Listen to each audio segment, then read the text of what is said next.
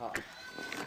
السلام عليكم ورحمة الله ودمان سومال ستار أونلاين ترين cashiradii SPSS waxaan soo qorayaa questionnaire-kii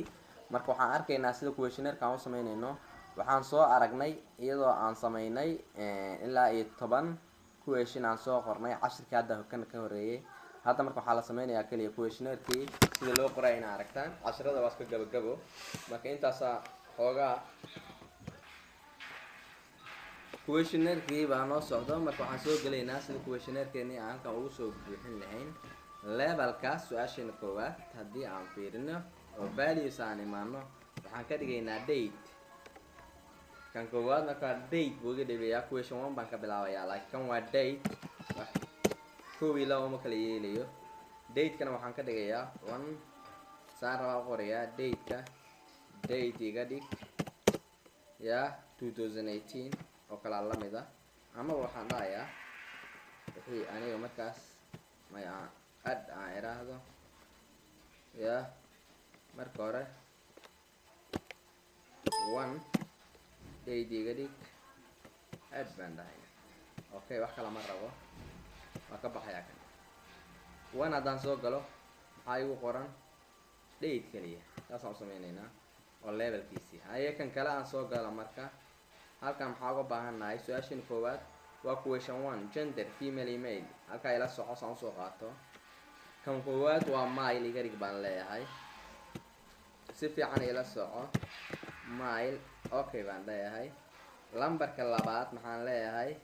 waa female inuu ahaadaa female waa inuu ahaadaa add baan leeyahay labadaasaan ka rabaa marka waxaan leeyahay female email halkan question hadduu igu qoran yahay halkan waxaan leeyahay female email kaliya loo ogolyahay question 2 baan usoo gudbiyaa question 1 taas iga dhamaatay question 2 muxuu yahay marka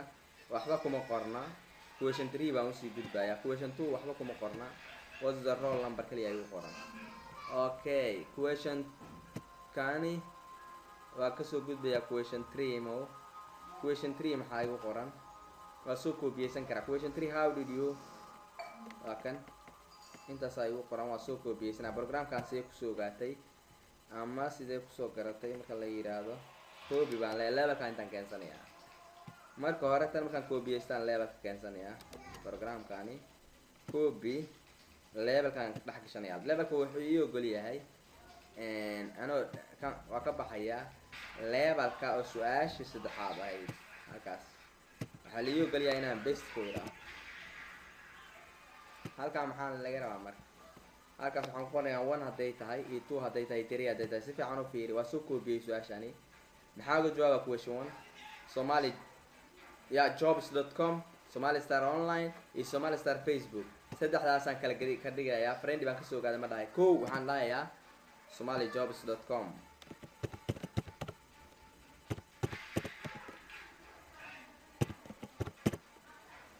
waan kasoo ogaaday lambar 2 somali star facebook lambar 2 pagekaan ku leenahay somali star online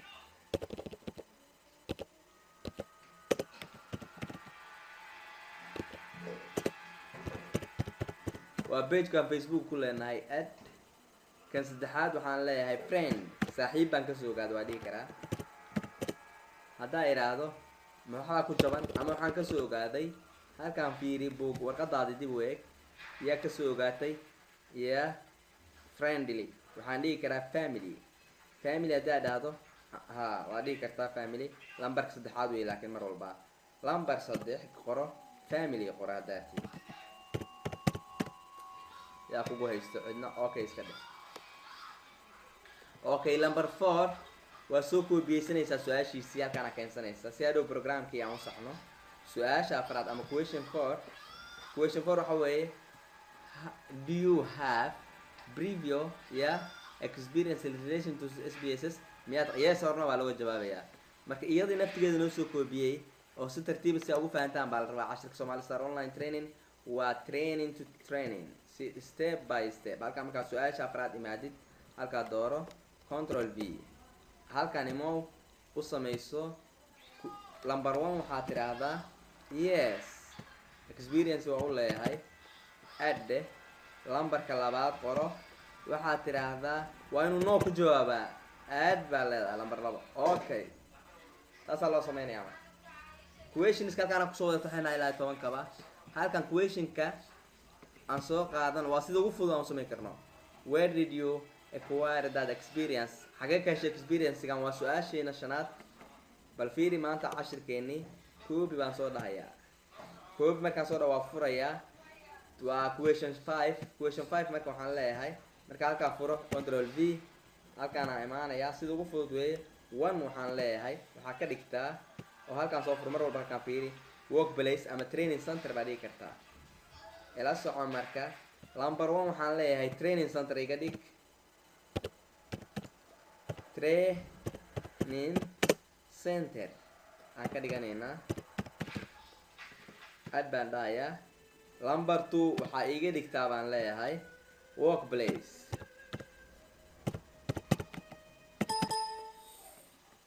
number 2 halkaas laguma qoray iska ilaa number 2 kaliya kala gelinaya halka waxaan leeyahay workplace ka dhig marka lagu weydiyo workplace waa aqoonso number 2 number 3 other waa aqoonso saasaan uga bixinaa number 3 other waa aqoonsan dhaya okay baan sii leeyahay waa dhisnay tan shanaadna su-aasha lixaad maxay ku leedahay oo warqadan ku haysano questionka lixaad waxa what is your education levelka educationka aad tahay waa imisa levelkaaga educationkiisii koobi soo dheh SBS simow halkaa markaa c simow halkaa markaa imo doorato halkaa saa u dooro ya control v halkaan dooro marka halkaan soo fur halkaan mar walba waa soo furto value-ga 1 waxaa iga dhigtaa ya university aad baan dhahayaa number 2 heerka aan ahay waxaan ka dhigayaa bachelor heerka aan ahay waxaan ka dhigayaa bachelor baan kusoo qoraya halkan aad baan leeyahay qaybta saddexaad maxaan leeyahay marka levelka saddexaad aa laga rabo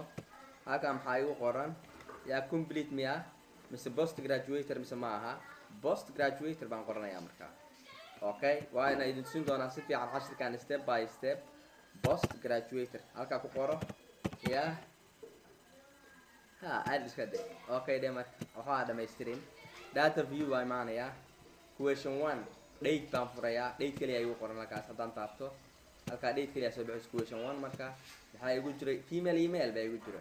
question 2 waxba kuma soo qorin question 3 maxaan kusoo qornay su-aalaha iyo jawaabaha aan halka ku haysano 3 baan ku haysanaa barnaamijka xagee kasoo ogaatay buu ahaa haddaan kusii dhufto Somali job aan qoro wuu soo baxayaa halkaa barnaamijka kasoo ogaatay number 4 waxaan arkaynaa yes you know baa laga jawaabayay number 5 workplace miya ama other number 6 saasaan u qaadanay bachelor miya university miya saasaan usoo kala sameynaynaa marka cashirkan waa fahanay number 2 haddaan furo istiraado ama 3 fur haddaan istiraado questionkaas oo 2 jeer kaliya aan siiyo ama aan dul imaado wuxuu ii soo saarayaa intaas kan waxa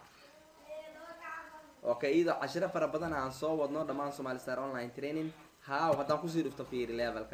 levelka haddaan kusii dhufto waa ka leveladii aan soo qornay okay halkaan aan imaanaya data view way tusinaysaa datadeedii levelkeedii waa tan haddaan doorto waa isku mid Somali job miya family miya kasoo ogaatay Somali Star midkaa arrintaa dooran kartaa waa fahanay Soomaa haatani cashirka ku xiga ayaan kusii ballaarin doonaa faahfaahinta su-aalihi aan soo qornay saasaan ku ogaanaynaa markaa lambarkaan ogaanaynaa okay cashiradan oo taxanaha Somali Star online training waxaan soo wadnaa iyagoo fara badan oo step by step aan u qaadanayno data viewer markaan ku jirno waxaan ku ogaanaynaa toolbarkeennii data editing customizing waa sii samaysan karnaa anagaa sii habaysan karno waa edit garaysan karnaa haddii aan doono iyadoo marka cashiro fara badan aan soo qaadanay waxaa maanta joognaa inaan cashirkii bilowga ahaa oo SPSS aan kusoo qaadanay halkaasuu maanta inooga kaanayaa waa kan warqadeennii questionnaire-ka aan kusoo qaadanaynayna sidaa darteed markaa iyadoo cashiro fara badan inoo soo socdaan sidaa darteed fi amaan allah wasalaamu calaykum waraxmatullah